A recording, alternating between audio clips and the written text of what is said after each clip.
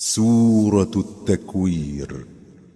بسم اللہ الرحمن الرحیم.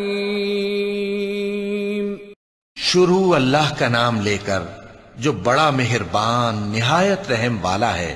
جب سورج لپیٹ لیا جائے گا اور جب تارے بے نور ہو جائیں گے اور جب پہاڑ چلائے جائیں گے اور جب بیاہنے والی اونٹنیاں یوں ہی چھوڑ دی جائیں گی اور جب وحشی جانور جمع کیے جائیں گے اور جب سمندر آگ ہو جائیں گے اور جب روحیں جسموں سے ملا دی جائیں گی اور جب اس بچی سے جو زندہ دفنا دی گئی ہو پوچھا جائے گا کہ وہ کس گناہ کے سبب قتل کر دی گئی اور جب اعمال کے دفتر کھولے جائیں گے اور جب آسمان کی کھال کھینچ لی جائے گی اور جب دوزخ کی آگ بھڑکائی جائے گی اور جب بہشت قریب لائی جائے گی تب ہر شخص معلوم کر لے گا کہ وہ کیا لے کر آیا ہے.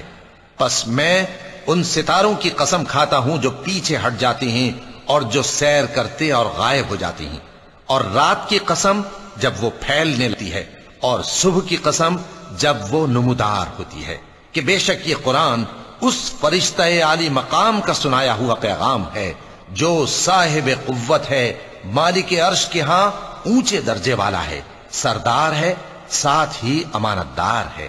اور مکے والو تمہارے رفیق یعنی ہمارے پیغمبر صلی اللہ علیہ وآلہ وسلم دیوانے نہیں ہیں، اور بے شک انہوں نے اس فرشتے کو آسمان کے کھلے کنارے پر دیکھا ہے اور وہ غیب کی باتوں کے ظاہر کرنے میں بخیل نہیں، اور یہ کسی شیطان مردود کا کلام نہیں ہے. پھر تم لوگ کدھر جا رہے ہو؟ یہ قرآن تو تمام جہانوں کے لیے نصیحت ہے، یعنی اس کے لیے جو تم میں سے سیدھی راہ چلنا چاہے، اور تم لوگ کچھ بھی نہیں چاہ سکتے مگر وہی جو اللہ رب العالمین چاہے. صدق اللہ العظیم.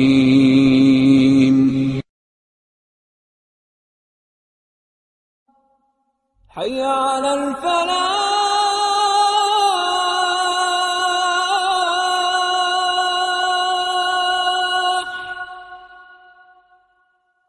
حي على الفلاح.